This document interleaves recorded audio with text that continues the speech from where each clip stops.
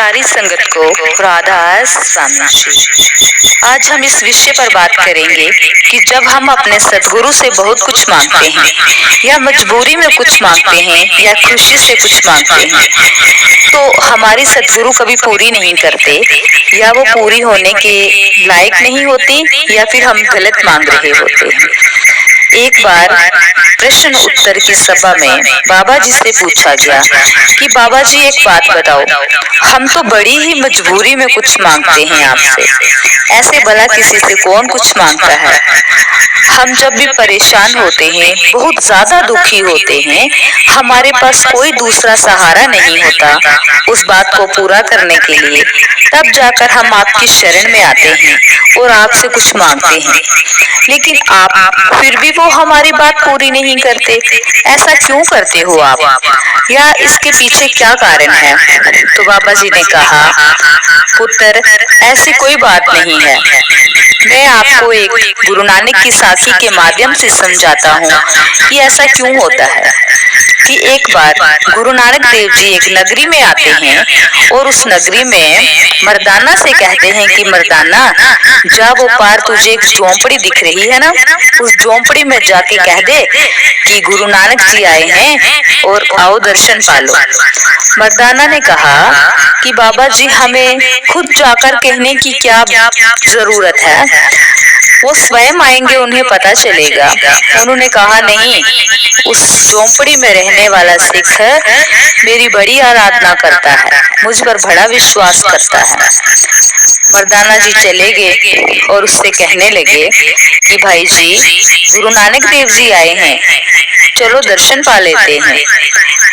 वो आदमी अपने सारे परिवार को इकट्ठा करके जल्दी से गुरु नानक देव जी की शरण में जाता है और उनसे कहता है, हे बाबा तूने हमें एक झोंपड़ी बख्शी है, चलो उसमें शरण पाओ, उसमें अपने पैर रखो, वो पवित्र हो जाए।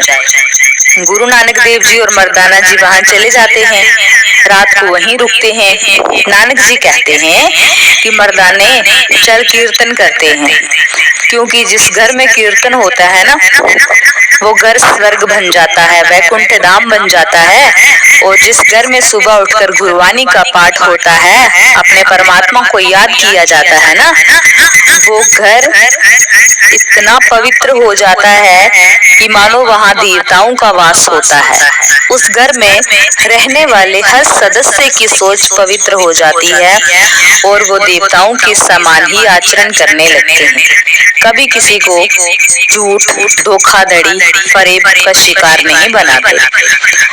तो मर्दाना ने कीर्तन किया, नानक जी ने भी कीर्तन किया, रबाब छेड़ी, कीर्तन हुआ, सभी बहुत खुश हुए। फिर सो गए सभी और सुबह जाते समय गुरु नानक जी ने आगे जाकर मर्दाना से कहा, मर्दाने जा उस सिख की झोंपड़ी को गिरा के आ जा। मर्दाना ने कहा, वाह गुरुजी क्या बात हो गई, उसने तो हमें रात को रखा, हमारा इतना आदर सम्मान किया, अभी उस बेचारे की जो झोंपड़ी है ना वो भी तोड़ दूं? मैं ऐसा नहीं कर सकता गुरुजी, आपकी शरण में हूँ, मुझे माफ कर दो, क्षमा कर दो, मैं आपका हुक्म का पालन नहीं कर सकता। गुरु नानक देव जी ने कहा, नहीं हुक्म है, तुम्हें मानना ही पड़ेगा, जाओ उसकी झोंपड़ी तोड़ दो। अब मर्दाने की मजबूरी थी कि हुक्म था नानक साहब जी का, उसे जाना पड़ा। उसने जाकर उसकी झोंपड़ी के 4 ही बांसों के डंडे खींच दिए, उसकी झोंपड़ी गिर गई। उसने कहा, क्या करते हो, क्यों मेरी झोंपड़ी गिरा रहे हो? तो मर्दाना जी ने कहा, मैं भी तुम्हारी झोंपड़ी गिराना नहीं चाहता, ये मेरी मजबूरी है, मेरे गुरु का हुक्म है। उसने कहा, नानक साहब जी का हुक्म है कि झोंपड़ी तोड़नी है, फिर तो सारी तोड़ दो। उसने खुद भी साथ लग के तरपाल वगैरह भी तोड़ दिए। अब क्या था, पैसे तो उसके पास थे नहीं कि वो वापस से झोंपड़ी किसी से बनवाता। सारे परिवार के सदस्य ही लगे, कोई फावड़ा लेकर खोदने लगा, कोई बांस के डंडे लाने लगा, उस झोंपड़ी को फिर से जुटाने की कोशिश की जाने लगी। जैसे ही खोदते खोदते यहाँ नानक साहब जी बैठे थे, वहाँ की जमीन खोदी गई, नीचे एक बहुत बड़ी देग मोहरों की भरी हुई, सोने चांदी की भरी हुई, उसमें बहुत सारे हीरे ज्वारात मोती भरी हुई देग पड़ी हुई थी। उन्होंने फटाफट से निकाली। अब क्या था, अब तो गरीबी के दिन भी चले गए। उन्होंने वहां पर एक बहुत बड़ा महल खड़ा कर दिया। नानक साहब जी और मर्दाना चले गए अपने अगले पड़ाव पर, क्योंकि उन्हें एक जगह तो रुकना नहीं था, इसीलिए वो आगे चले गए। कुछ वर्षों के बाद फिर से